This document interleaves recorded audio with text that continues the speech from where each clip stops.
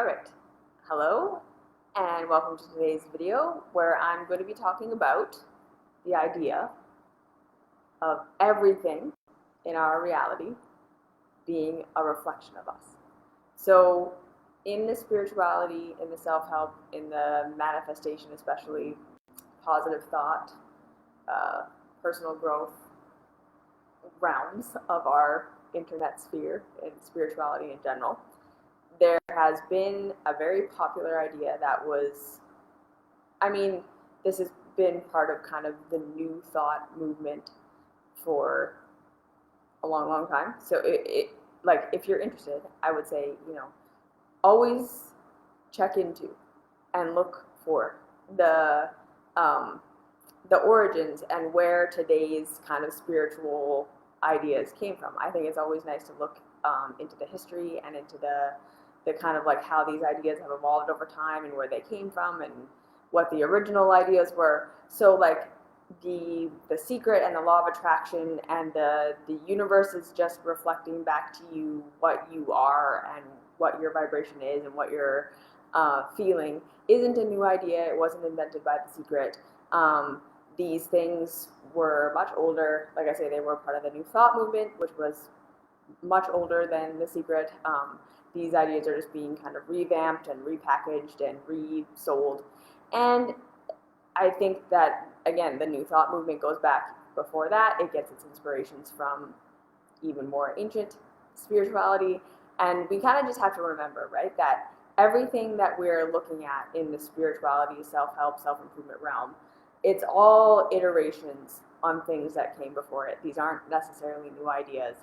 And so as much as we might feel like, someone I respect said it, or some spiritual teacher said it, or it's written in a book, and therefore it's true, and it's true at face value, it's true for what it is, it can really be helpful for all of us to, when we're looking into spiritual stuff, when we're listening to spiritual ideas, when we're listening to self-help, self-improvement stuff, to always take everything as like, okay, this is contextual, and the origins of it were always contextual.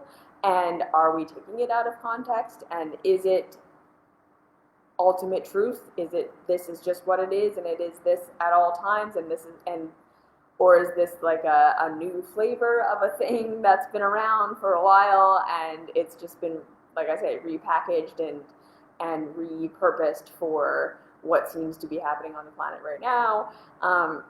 I just really want to encourage that, okay? So not just with this idea of everything as a reflection of me, or my thoughts create my reality, but with everything that we take in as a spiritual truth. Let's not just take everything at face value, right? Like, let's not just take it in because someone said it. Let's not just assume it's truth because it's written in a book, even if that book is really, really old. It's nice to always look at, okay, what was the context of this book? What was going on at the time that this book was written? What were the belief systems? What was the political climate? What was the climate of the people and their capacity to meet their own needs? Where was this coming from? Okay? And it can help us to really understand that not all things are just truth because someone said it, or truth because they're really old. It's very helpful to understand context. It's very helpful to understand where things come from, and to understand that probably the context in which we're looking at it and reading about it now is different than the context then. So does that change what we're reading? And maybe we need to kind of upgrade it, or maybe we need to say, okay, well, that kind of stuff doesn't apply anymore, or there's some things that do apply that didn't apply then, or this isn't really actually relevant to me and what's actually going on in my life. Like, it's good. It's good for us to just kind of, like I say, practice looking into where the things that we are reading about and believing came from. I think that's just like a good base thing to have when we're on our spiritual path, and it can help us become less confused and less dogmatic about ideas when we understand, okay, well, this was the context in which this was born, so I can understand why they believed this then, but I can kind of also see where it may not be that now, or this might be like a really boiled down, watered down, super simplified version of something, and that's why it's kind of confusing. So to kind of bring it back around to what we're talking about today, the idea that everything is a reflection of you. A lot of us in the spirituality, self-help, self-improvement world have taken that as like law. Like that is what it is, and everything that happens to us is a reflection of us somehow. And therefore, if we just shift our state, if we shift our vibration, if we shift our energy, if we shift our emotional self, if we do enough internal healing and getting rid of our traumas and integrating and ascending and ayahuasca trips and all of these things, if we just do enough internal stuff, the universe, reality will only give us good things, right? Like this is sort of what we've all boiled that teaching down to mean, that any bad thing that happens to us is because of us, and therefore any good thing that happens to us is because of us, and our control is not necessarily out there. And in a lot of places in spiritual beliefs, they tell us we don't have any control over the reflection. Like I've heard spiritual teachers say things like, stop trying to change the mirror. When there's something in your reality you don't like, don't try and change the mirror. You can't change the reflection. You got to change your face, right? And it sounds so profound, like, oh God, you're so right. If my face looks some way I don't want it to, I can't change the mirror. I have to change my face. Wow, yes, okay. And we get all amped up about it. So I understand, I see it, and I get it. And I understand why that idea would feel so good, right? Like why we would want to believe that that's how reality works. Because if everything bad that happens to us is because of us, and if everything good that happens to us is because of us, that means we have complete control, right? We're telling ourselves that would mean that we have complete control over the outcomes of our lives. If we just fix our internal world enough, if we just fix our face enough, the reflection will always reflect beauty back to us. And that's incredibly, that's how we want to feel. The reason we are so attracted to an idea like that is because it tracks with our desire to feel like we can be in control of the chaos. We can be in control of the world around us. We can just figure out some internal thing enough, okay? That will mean we never experience suffering or pain ever again, because we've done all the internal adjustments necessary to always be in a state of pleasure. Or at least, maybe we don't necessarily believe that we can always be in a state of pleasure, but we believe then that any kind of pain we face, any kind of struggle we face, any kind of non-ideal circumstances we face, we will be able to fix it, and we will be able to get ourselves out of it by changing our internal state. Yes? It makes us feel like, okay, there, I have control over my universe. I can either fix myself enough that I never experience pain again, or if I experience pain, it's okay. I don't have to figure out what's going on out there. I don't have to face the chaos necessarily out there. I don't have to worry about changing the mirror. I will just have to figure out what's going on inside of me, the one thing I have complete control over. Yeah? And then I can fix it. So it simplifies our reality right away. It takes all the complexity and all the randomness and all the having to learn how reality actually works out of the equation.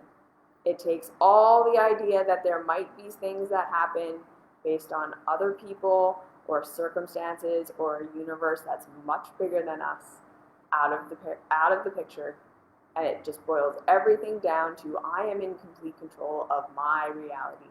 So long as I am fixing my internal state, I can have bliss forever, and only good things will happen to me, and I will live in my own little bubble where all things are good, right? Of course we want to believe that. Of course we want to believe that. I would want to believe that. Every person wants to believe that, okay? And so I want to first start with like, okay, it makes perfect sense that we would want to buy that idea wholeheartedly at face value and believe, yes, it's all just a mirror. Don't try and fix the mirror. Just fix the face. Okay? I get that. Second thing, right? This would also track with our childhood conditioning. And I know I bring everything back to this, but that's, again, because we always have to look at where is this coming from. If we really want to understand what's going on, and if we really want to be able to figure out if something is true or not, we have to look, okay, well, where did this come from? What are the roots of this? Why might I be so attracted to an idea like this? And is it just my perception being attracted to an idea that feels comfortable to me? And that's why it feels true? Or is it actually true? Right? Because a lot of us are going to be like, no, but this feels true. You always tell me, Allie, tap into my feelings, tap into my body, and this idea feels good. It feels true. And my question is always like, okay, does it feel familiar to your nervous system, or does it feel true?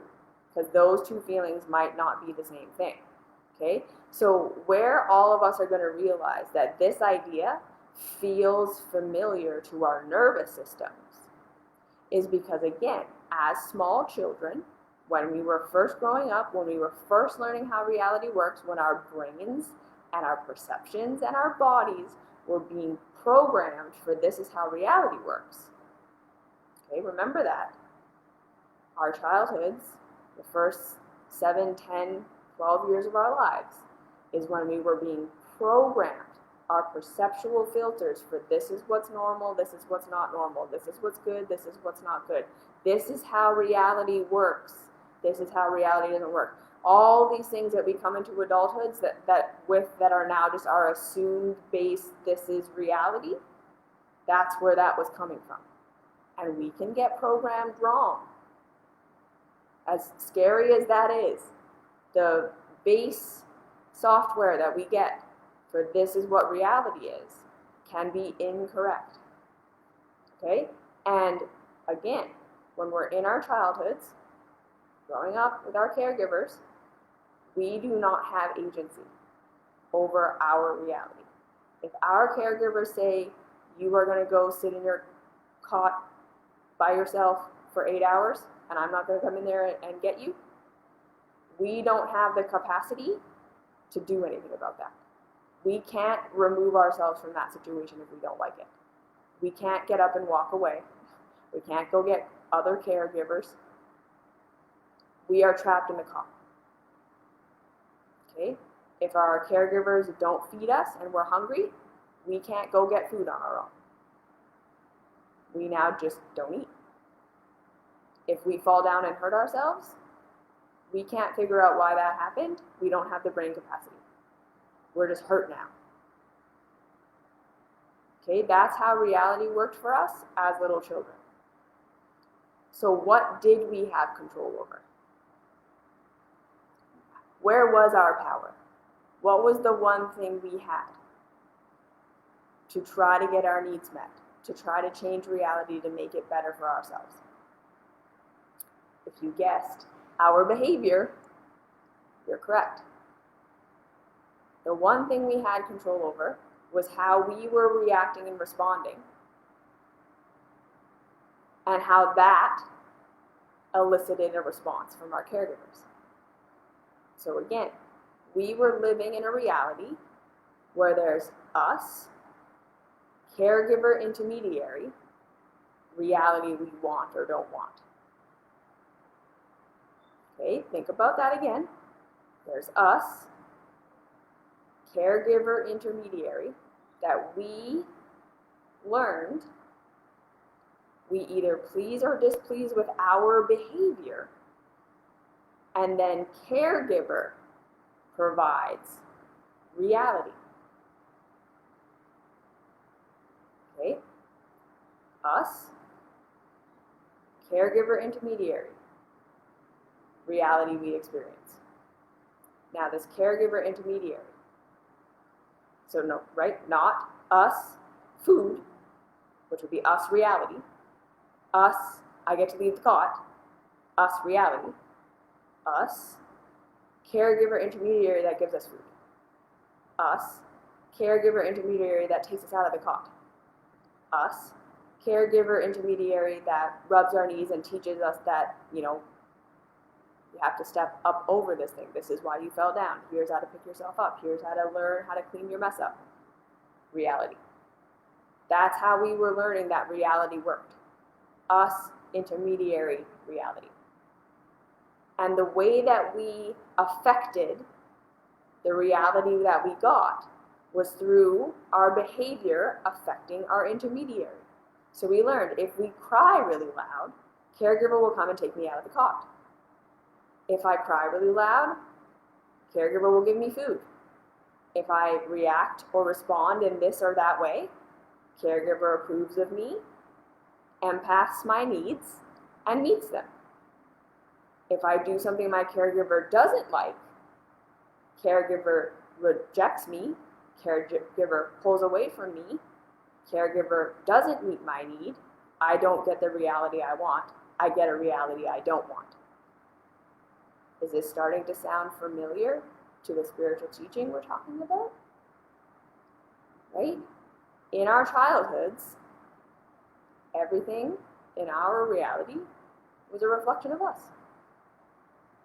Our caregivers were yelling at us because of us. Our caregivers were feeding us because of us. Our caregivers were leaving us in our cot because of us. We had no concept that our caregivers might be doing something to us or not doing something to us,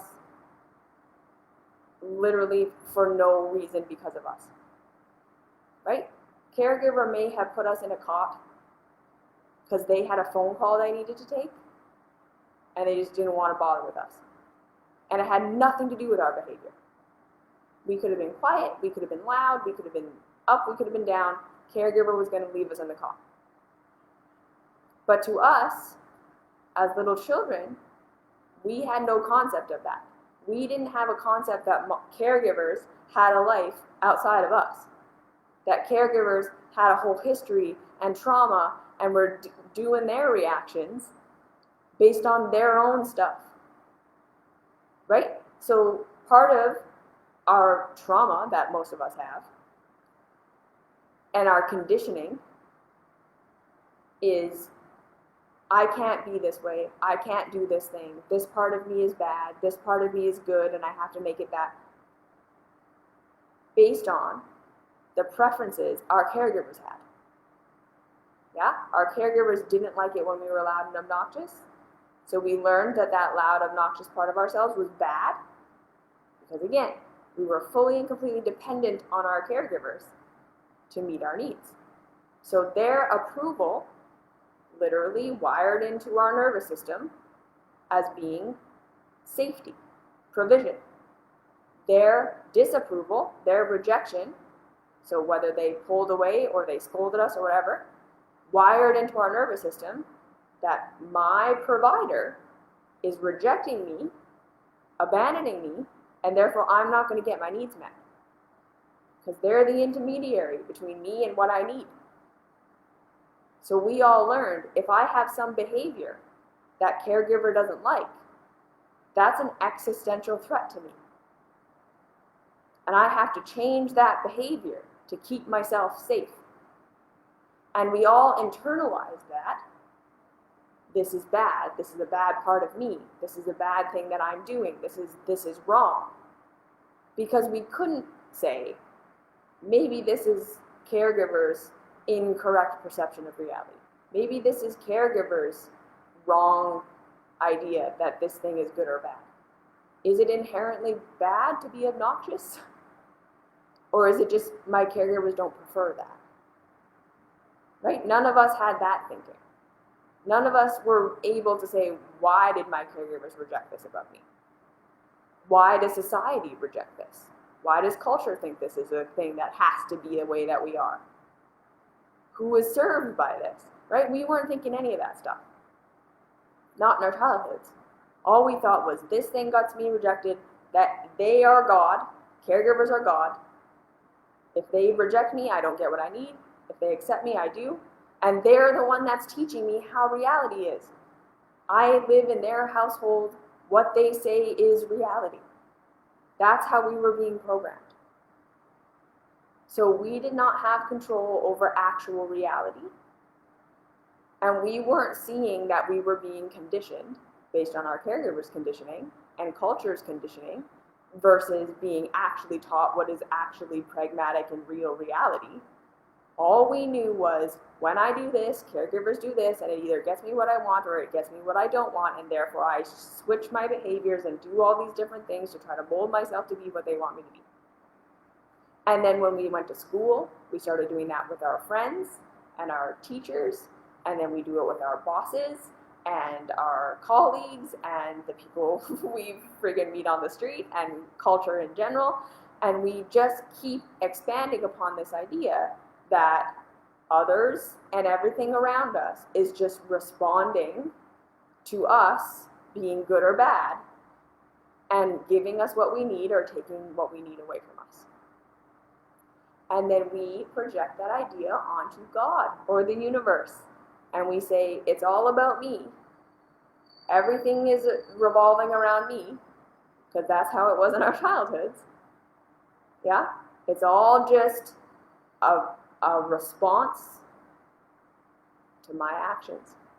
It's all just coming from the universe reflecting back to me that I'm doing good or I'm doing bad. I'm being accepted or I'm being rejected. Because even this idea of like, I know a lot of people don't think of it in terms of I'm being good and bad, right? We think, no, like I'm adjusting my vibration to what I want. And we don't think of it as that's me trying to be good. But that's exactly what it is. You're trying to change your behavior to what you think the universe wants you to be doing so that you will be rewarded with the outcome you desire. You're trying to figure out what you're doing wrong in your energy, in your vibration, in your emotion, in your inner world that's making the universe punish you with what you don't want. That's where this belief came from, right? If we really look at it, this is how it was in our childhoods. Us, intermediary reality. Us, behavior, causes intermediary to do this or that thing. We get what we do or do not want. The thing we have control over is our behavior and our perception that every outcome we were getting was based on our caregivers responding to us. There was no concept that caregivers could be having an experience of their own that had nothing to do with us, and they were projecting onto us, or they were ignoring us for some reason, or they were having like I say, they were busy, they were doing something, and they weren't rejecting us. They weren't really being mad at us. They weren't rewarding us. They were literally just doing their own thing. Yeah? And like I say, and then we take this and we project this out into the world because, again, it's how we learned reality worked. Everything that happens to us is a response to our behavior, being either what the overarching leader, provider, feels is right and wrong, and we're just trying to live up to it. Does that make sense? Can we see the correlation between if I just change my vibration, I'll get everything I want, and when I was a child, I had no control over anything other than my own behavior, and I was trying constantly to change my own behavior so that caregivers would give me what I wanted, because I didn't have agency to get it myself. Right? We can see the parallels there, right? And why this belief system of I manifest everything that's in my reality based on my own reflection, why that would feel familiar to our nervous systems. Because that's what our nervous systems learned reality was. And most of us never grew out of the sort of narcissistic view of reality that everything is because of us. That everything that someone says to us is because of us. That everything that happens to us is because of us. We are all walking around like reality is not only human-centric, that everything that's happening on the planet is because of humans, that there's some governing spiritual force that's the most interested in humans, and everything is set up by, for, and around the human evolutionary experience, human-centric, but it's like me-centric. Like the universe specifically is responding to every little thought or vibration or energy of me very specifically in my singular reality where I'm the only one in my bubble. And we believe that because, again, it feels familiar to our nervous system, because when we were babies, that's all we could understand. When we were little children, that's all we could understand. We were the star of reality. And our reality did fully revolve around us. We were the stars of our show, and everyone was just a cast or a character in our show. And mom and dad, caregivers, whoever were our caregivers, were there to provide or not provide for us. And like I said, we had to believe that everything that they did to us or for us or around us had something to do with us. Because number one, I just don't think we were complex enough to understand anything else. And number two, it would have been pretty devastating to realize that there might be some things that we can't do anything about with our parents, our caregivers' behavior, because it doesn't have anything to do with us. There might be some things that we have to live with in their household that is absolutely not in line with reality. But we're in their household, and we have to live with it, and we have to do it, right? Like a lot of us that have a lot of pain with our upbringing, it's because we're not able. So again, like most of us grow up, and this is where we learn that self-hate, right? The conditioning we're being raised of this is who and what you have to be in order to be good and therefore provided for, loved, accepted. Because remember too, love and acceptance, connection, feeling heard and feeling loved and feeling safe is also a need. So we're not just talking food and water and shelter, right? We all have needs for connection and to feel heard and to like bounce ideas off of each other and to be understood, and because we're an interconnected species, we're not independent, we're interdependent. And so again, if we're not being seen and heard and loved and provided for and given a safe space to evolve and express ourselves in our childhoods, we're either going to hate the parts of ourselves that are being rejected or scolded or abandoned by our caregivers, because we're going to see those as the reason that we're being separated from all the things we want. Or we're going to start to blame our caregivers and blame society and become very nihilistic a lot of the time and just like hate everyone and everything, because we're seeing that either we have to reject ourselves or we have to reject a culture we don't feel like we have any control over. We have to reject ourselves or we have to reject our caregivers who were our gods up until now. So most of us live our entire lives never embracing that our caregivers might have been wrong, that our caregivers might have been bad, in the sense of like they didn't give us what we needed, and their ideas about life weren't correct. Because that's like the existential crisis of a lifetime. That, oh my goodness, what I was programmed with isn't correct. Most of us would rather, and not consciously, but most of us continue to hate ourselves and continue to try and fix and change ourselves, to change the face for the rest of our lives. Because we don't ever want to say the caregivers were wrong. The culture was wrong. What they taught me was the way to success, or the thing to be good, or the right way to be, was just their preference or their trauma or wrong. Because then we have to figure out what's right, and then we have to accept that we're going to be forever rejected by these people.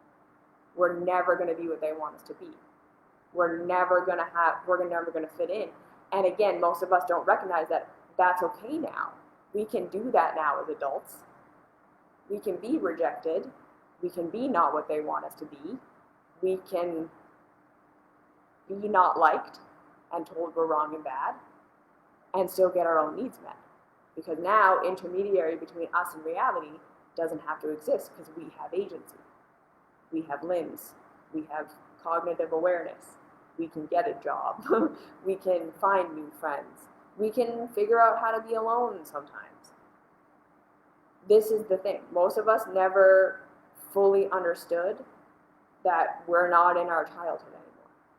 That when we're adults and we have the capacity to make our own money and do our own stuff, and I understand that sometimes we're like chronically ill, or we have things where we are still dependent on our caregivers or dependent on others, and we feel very like trapped in that, and like we still have to be what people want us to be, because if they abandon us, we can't survive. And we work with that. Okay, I'm not saying that that situation doesn't exist. I'm not saying it's like a binary. We're either children and we're totally dependent, or we're adults and we're completely independent, and you shouldn't have, there's nothing in between, because that's not true. I know that that's not true. And life is gray and complicated and messy. But we can start to understand that as adults, we have more agency. That as adults, even if the people who are currently caring for us reject us, we can usually find someone or something else. Like reality is big, and the world is big, and usually what we think is the only option isn't, but that's also scary, and we kind of have to face that. So that's a part of it. But I just want to acknowledge that, and so this is not to shame anyone or say, like, if you are an adult, you're supposed to just feel totally capable of meeting your own needs and figuring out your own reality, and you shouldn't depend on anyone and just fuck everyone. Like, that's not what I'm saying. And remembering that, again, this is what I'm trying to say. We are interdependent. We are an interconnected species. So the way that the world around you is operating is not 100% because of you. And it's not 100% not because of you. There is no black and white here. And this is why, again, all these spiritual teachings that say this is how it is, you can almost guarantee that that is too simple and not how it actually works. And then it starts to twist you into all these knots, and it doesn't work properly, and you start to get real, like, micromanaging, trying to micromanage every little part of yourself. That's how you start to understand it's probably not a reality. It's probably not a truth. It may be a part of a truth, but it's not real reality. If it starts to make you feel like obsessive,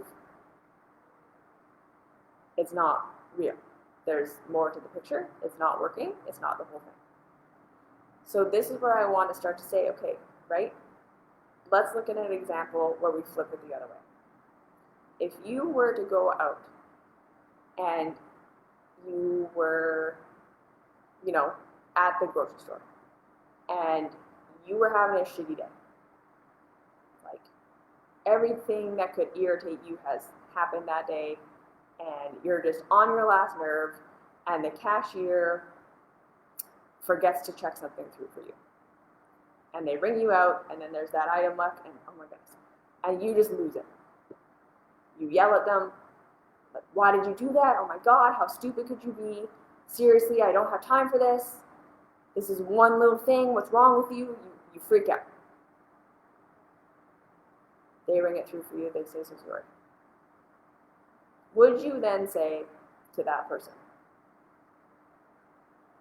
what did you do in your vibration, in your energy, in your emotional state to make me do that to you? Because I'm just a reflection of you. I'm just a reflection of you. I am here reflecting back to you your internal state. So yes, I just yelled at you, and yes, I just called you all these horrible names, and yes, I was just completely impatient with you and mean. But I'm not sorry. And I don't have to take any responsibility for that. What did you do? Don't try and change the mirror. I'm just the mirror. Would you say that? Like, imagine actually doing that to somebody. Imagine it was your partner, or your best friend, or your sibling, and you flip out at them. And then they come to you and say, that really hurt. I really don't appreciate it when you speak to me that way. That felt inappropriate and hurt my feelings. And can you please try and communicate to me whatever you need to communicate to me in a way that's more, constructive and respectful? Would you say to them, well, what was in your vibration that made me yell at you like that? What's going on? Or have you not healed your inner trauma enough? Because I'm just a mirror. Maybe you need to go and work on yourself so that I don't feel like yelling at you like that anymore. Like, I think we're kind of at the point where if someone said that to us, we'd be like, whoa, okay, that's not right. Right? Like, can we just all, if we turn it around, we were horrible to somebody, like we yelled at them because we were having a shitty day.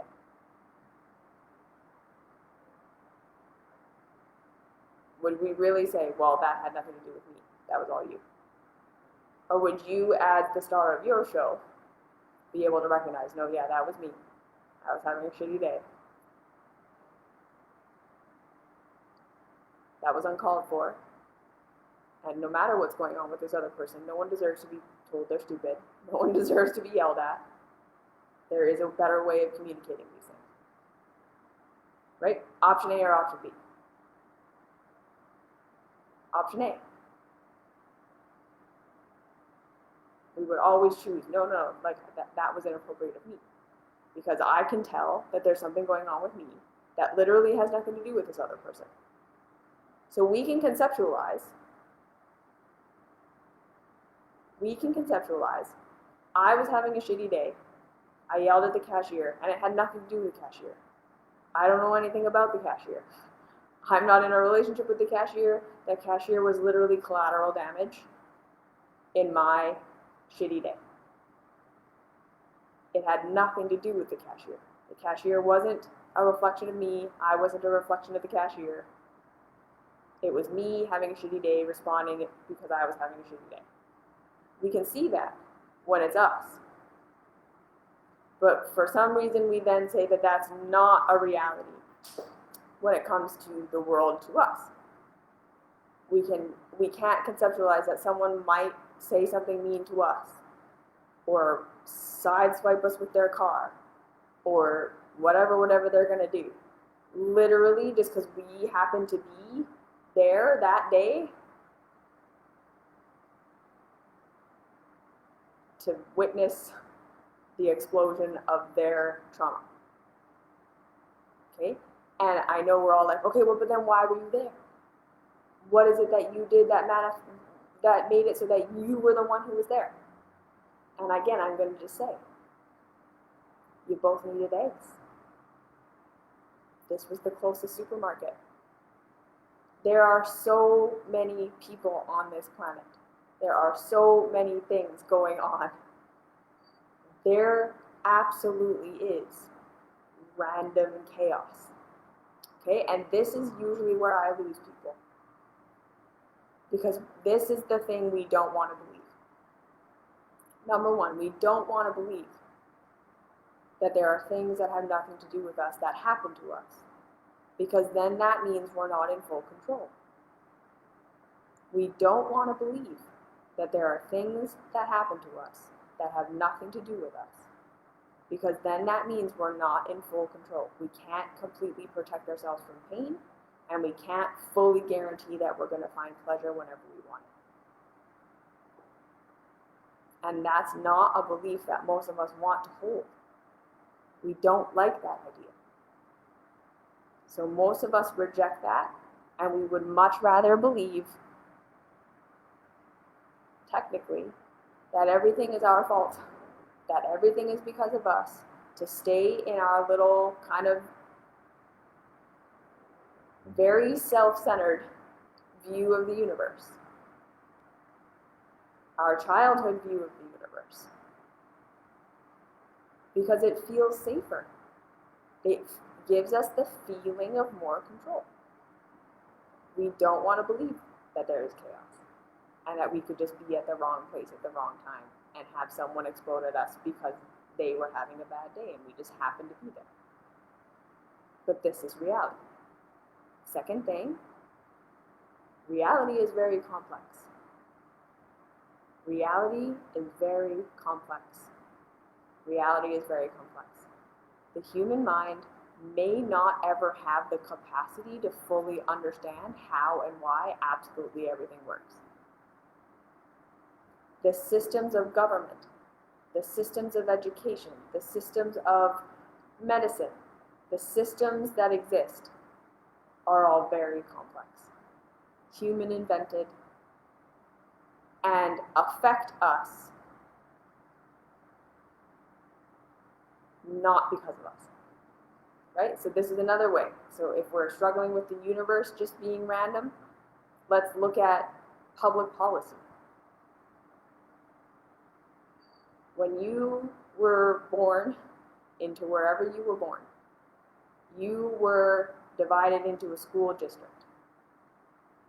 And that's the school you went to, and those are the kids that you interacted with. You were born into a neighborhood.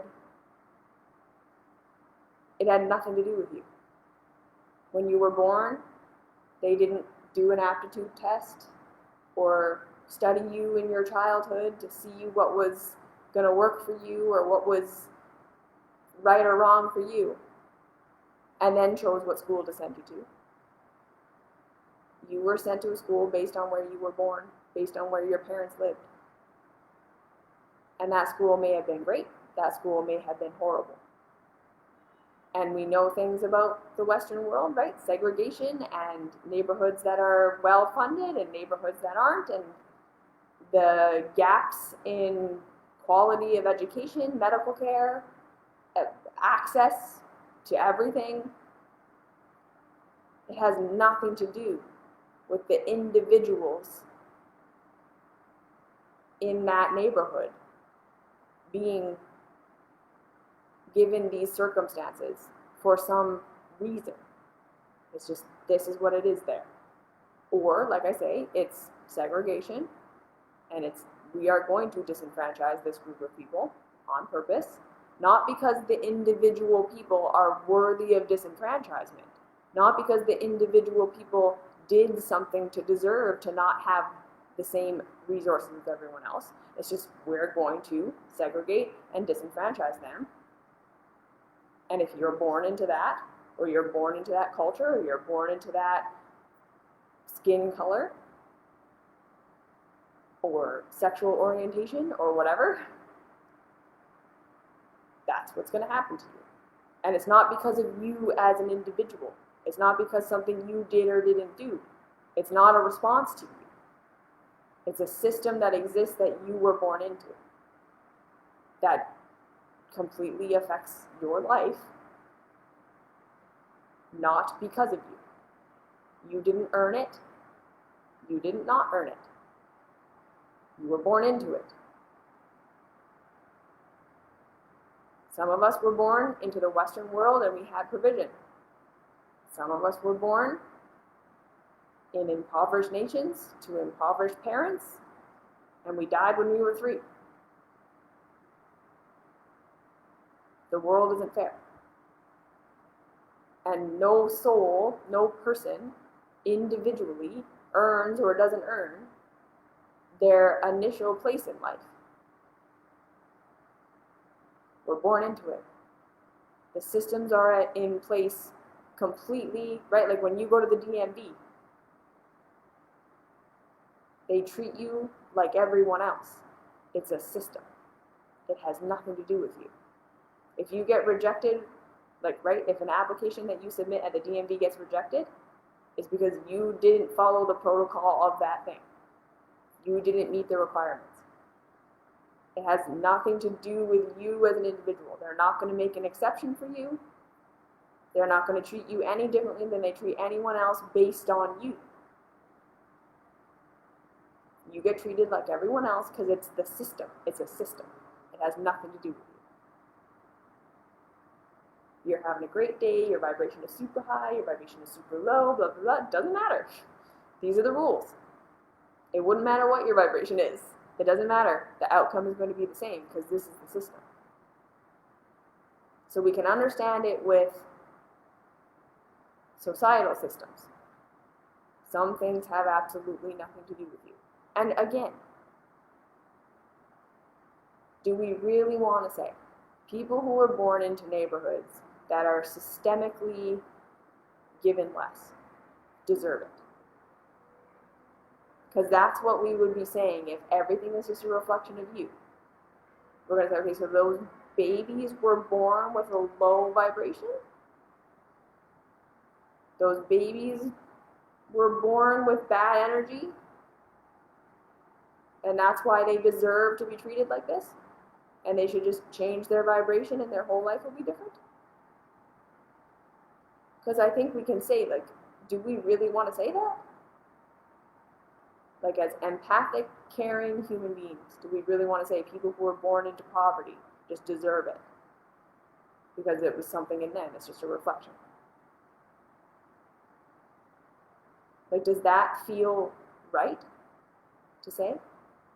Does that really feel good? And again, like, maybe it does. I know some people really like that idea. They like the idea that we chose our karmic path because karma or for our soul's growth, and it helps alleviate the idea that we have to do anything about the injustices of the world. Because we can just say, well, everyone who's experiencing an injustice just chose it on some level. Wanted it. It's for their soul's growth. Next life, it'll be better. And I get it.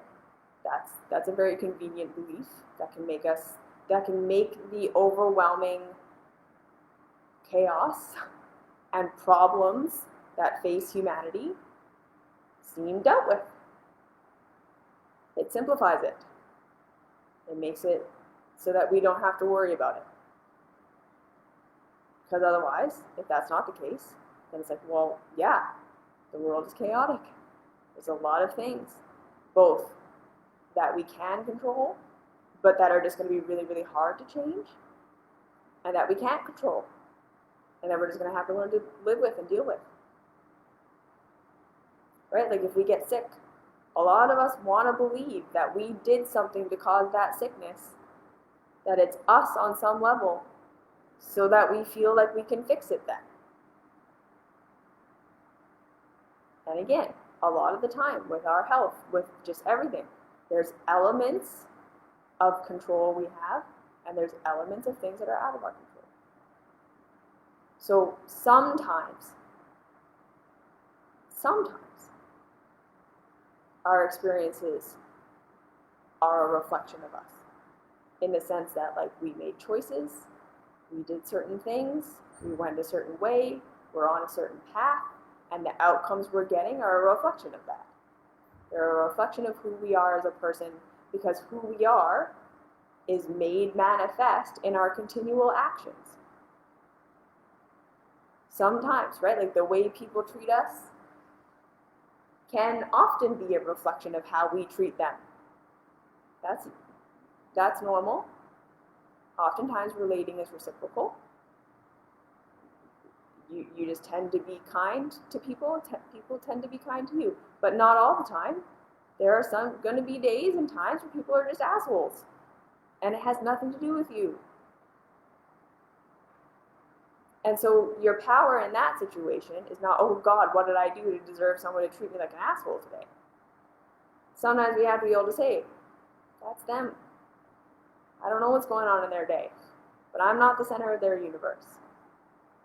I know it really feels like I'm the center of the universe, but I'm not. And so maybe that was something about them. And like I say, sometimes, like I say, we're born into a neighborhood, and we were indoctrinated into a certain culture, and we are indoctrinated into certain systems, and they suck, and they're unfair, and they're unjust. And it's not because of us. We weren't born, and then they decided, oh, this is a shitty baby. This baby's vibration is low. We're going to put it in the disenfranchised neighborhood.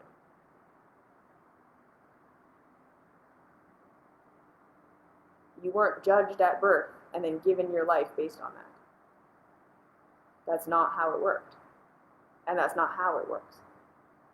And so a lot of it, right, is we're continually trying to interact with the systems of culture We're trying to adapt to and live up to the intermediary now that's culture as adults that dictates what we do and do not get.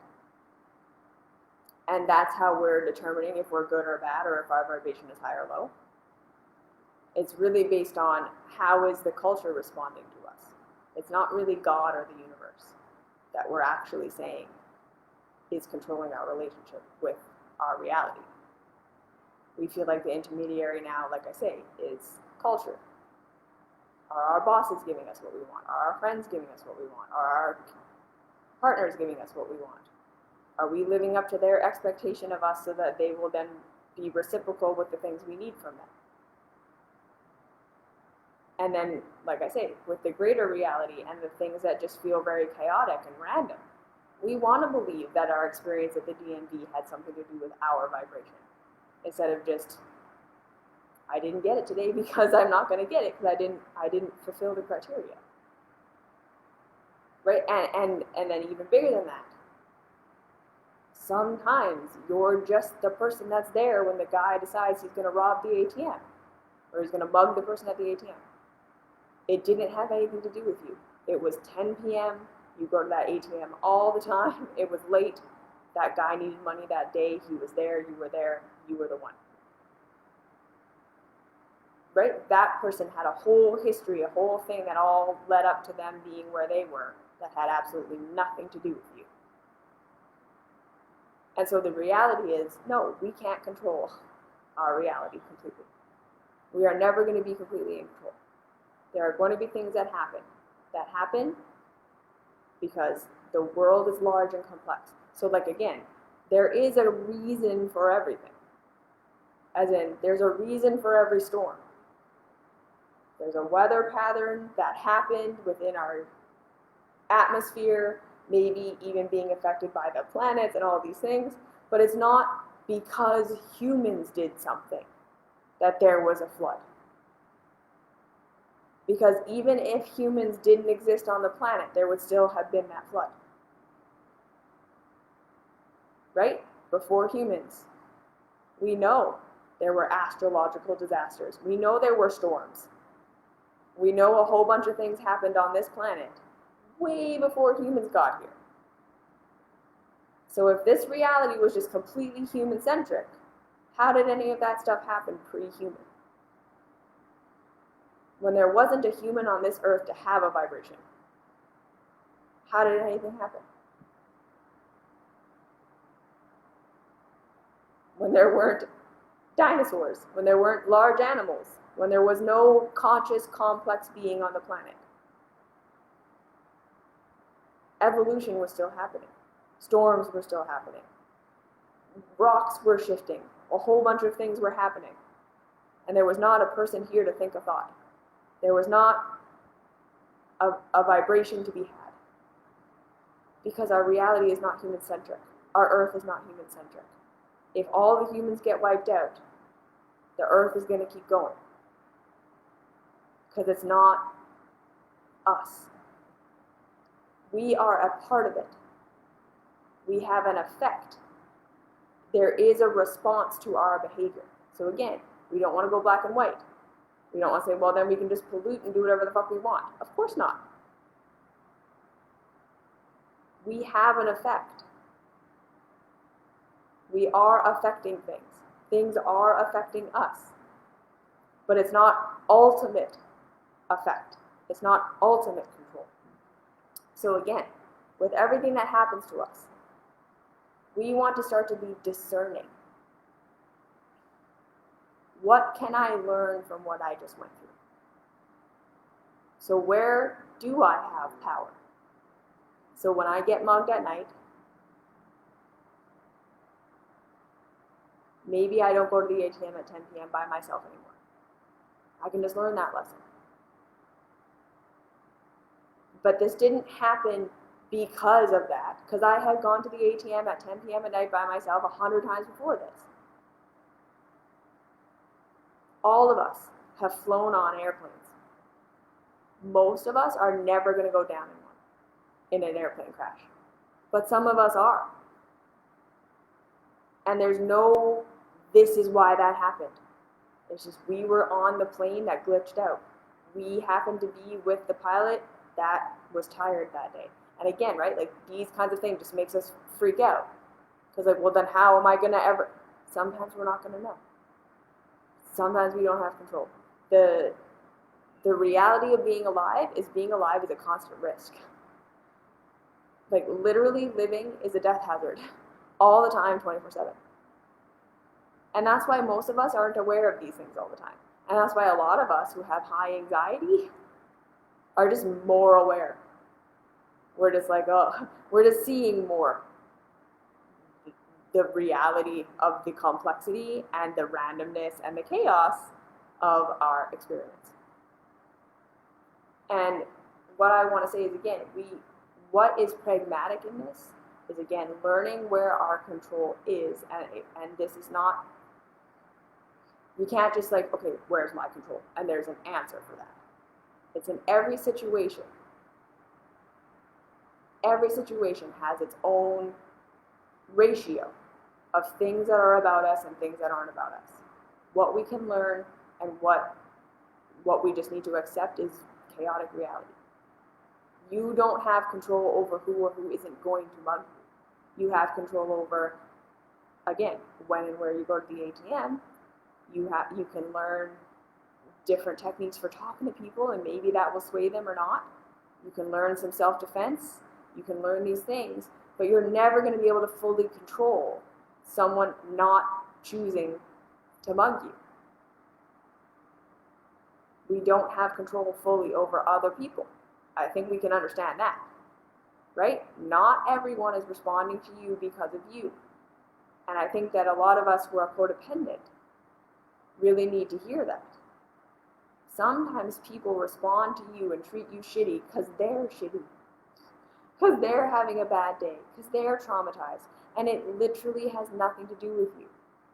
It's not because you did this or that, or didn't do this or that, or didn't read them properly, right? Like a lot of us grew up at just really believing if we could just get our caregivers right, if we could just read them properly, if we could just do all the perfect things, they'd finally love us and give us what we needed. And the answer is that was never going to happen. You were never going to be good enough. You were never going to do it because it was their trauma and their incapacity to love you and their incapacity to see beyond their own stuff that they were projecting onto you because they were the center of their universe, not you, that was making them treat you that way. It was their perception. It was their filter. And it didn't have anything to do with you sometimes. Sometimes it did, sometimes it didn't.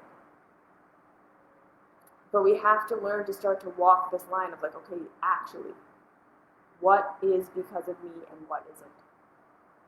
And we have to be willing to discern that in each circumstance we're in. And not oversimplify. And not say it's all this or it's all that, because it isn't. Not every time someone yells at you or rear ends you is because of you. You are not the center of everyone else's universe. You are not the center of the universe. The universe has systems. Our society has systems that have nothing to do with you. You're just here. You're experiencing them. So you can learn how some things work, because that's the other thing, right? Like we can learn. Okay, every time I go outside, when the clouds look like this, I get wet. We can learn. Okay, the clouds look like this, I'm going to take an umbrella. Because that's the system. It's not raining on me. It's rain. And I'm going to adjust myself to the system. That's learning. That's intelligence. But you're not going to change your vibration and then make it sunny. And sometimes we think that happened. But pigeons also think that. There was an experiment, I don't remember who did it, but you can look this up, the pigeon experiment, where they had like food pellets that they released at timed intervals. So it was going to release at the same time every day, no matter what. But some of the pigeons started to do atypical behavior for themselves, like tilt their head in a weird way or turn around weird right before the pellets came out. And then they would start doing that ritually every single day, thinking that that's what was making the pellets come out. When the pellets were going to come out, whether they did that or not. They weren't understanding the system. They were making it about themselves. We do that all the time. So again, we can look for where it is true, where things are a reflection of us. Because that is true sometimes, but it's not true all the time. And we have to be able to accept that there is some chaos, there is some randomness, there are some things that have nothing to do with us that we just have to learn to be okay with. We have to accept that being alive is a health risk, is a death risk. We're not going to be in control of it all the time. What we have control over is how we respond to things and how we treat ourselves within it. So there are going to be things that happen to you that are painful and shitty that you have no control over. And so how are you going to nourish yourself? How are you going to get yourself through it? That's what you have control over. How are you going to figure out what you can about that so you can adjust your behavior accordingly as much as you can to align with the systems that are? How are you going to demand systems change? But again, not everything on this universe is perfectly perfect. We have inequality and we have poverty and we have all these things, not because people deserve it, but because we're humans and we don't have it all figured out. We have some shitty systems and we have some developing nations and we're not all developed at the same rate. And some things we're just still in the process of figuring it out. And that's why it's happening. We have places on the planet where there just aren't resources, but there are people. And that's why that's happening. So we learn how to redistribute, or we realize people just can't inhabit this place, but we're figuring it out, right? And I think that's the last thing we have to let go. We have to let go of the idea that this is all being controlled by someone or something that has it all figured out. And that's why this is happening. It's all happening for a reason. Yeah, sometimes the reason just is we don't have it figured out yet. That's not how we should do it. We thought this system would work and it works shitty. We're still figuring it out. It's chaotic. I know we want to believe there's an overarching plan and reason for it all. But I think we're creating that as we go. We're deciding on what that is. And I'm not saying there isn't higher wisdom and higher guidance and all of these things. I'm just saying, ultimately, not everything is because of some higher reason. Some of it is just, we're just humans and we're making mistakes and we're figuring it out as we go.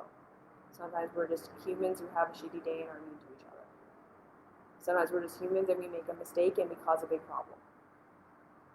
Sometimes it's just the system is happening, the weather is happening, and has nothing to do with us. And that's hard, but that's reality. Reality is big and complex. So some things are a reflection of you, some things aren't. But you're not the center of the universe. Humans aren't the center of the universe.